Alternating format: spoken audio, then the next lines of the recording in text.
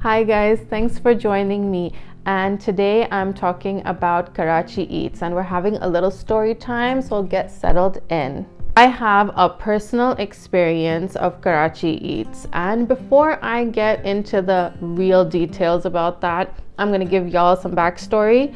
So this was around 2013, 14, and I was working in an English newspaper and a very well-respected one, and I was going through my own personal struggles at that point. And so I left that job, and then I got another job at a media agency. So I also left that job. I'm at this place, right, where I'm just like, I have to prove it to myself, I have to prove it to those around me. First thing I do is I get a stall at Karachi Eat. I walk into their office, sign me up for this, and then I think about what I'm gonna do, how I'm gonna do it.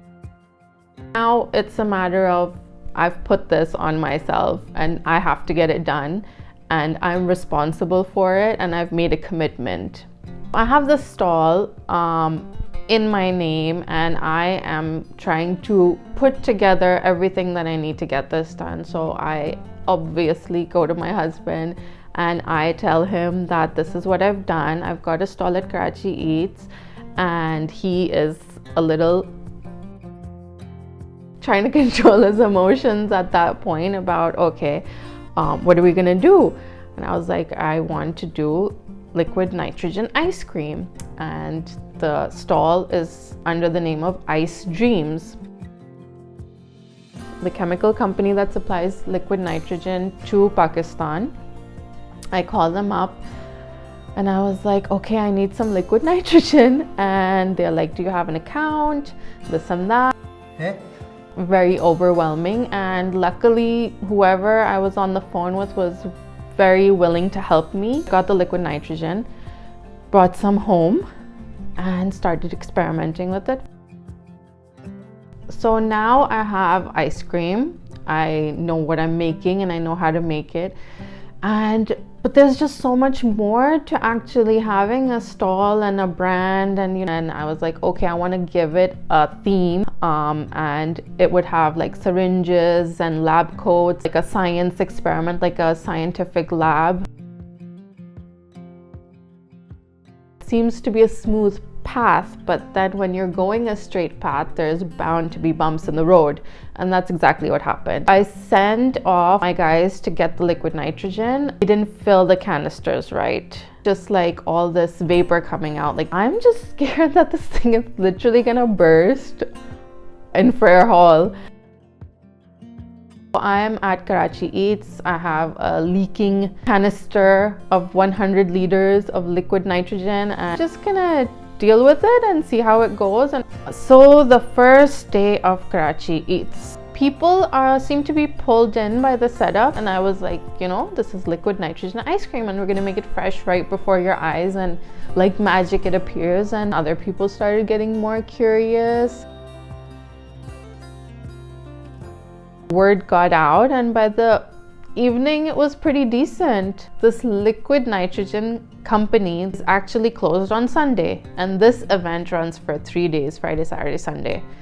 I have a tank that's leaking from Friday, and then I still have Saturday. So Friday we use what we can, and on Saturday morning I am back home preparing more bases for the ice cream, and my guy has gone back to the liquid nitrogen company to refill the tank, and it was like, we're not gonna make it.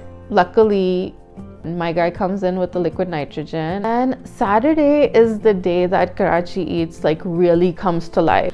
There's a line that stretches from my stall, which is like at the corner, to the middle of the venue. And there had been a lot of media coverage as well, and I was interviewed.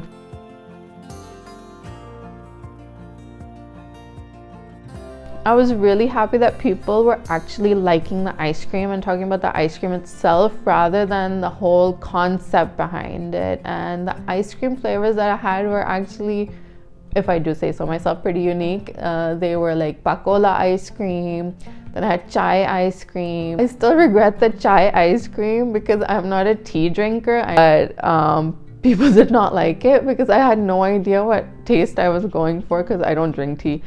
Oh. Some guy bought it and then he took a bite and he's like, what is this? And he puts it back on the counter and then he just like walks away, and I was just like, and then I also had like a group of special needs kids. They were coming to our stall and they're like, can you please give us a discount? The kids would like to try them and stuff. And I was like, no discount, you get it for free, you know, because that's the joy of ice cream. I also feel the joy of like food is that whole process of sharing it with people and that joy you get from enjoying something together.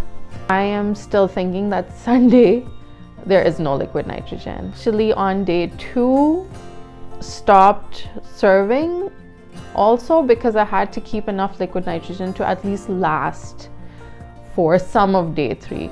I was so disappointed to like have to turn away so many people. You have plans, you have goals, you have prepared everything, and it's not gonna happen as you expect it to. And that is okay, because in those failures are your journey. Take that chance to actually do something like this, to pursue your passion or go for your dream. You don't know how many other people can be involved in that and take joy from what you do. After Karachi Eats wrapped up, we even got some investors, and I couldn't pursue it because of personal reasons, and it's a lot of hard work and it's a lot of trouble. And once you get out of that comfort zone, I think you'll find that if it's really something you're passionate about, you will not feel it. So Karachi Eats happened for me, and at that time I think it was really great because it was like the early stages of Karachi Eats as well, and nobody like me could just like walk in and be like, I want to pursue my dream and do it through you, because there was nobody who was offering something so amazing. So this was my personal Karachi Eats experience, and it was pretty amazing.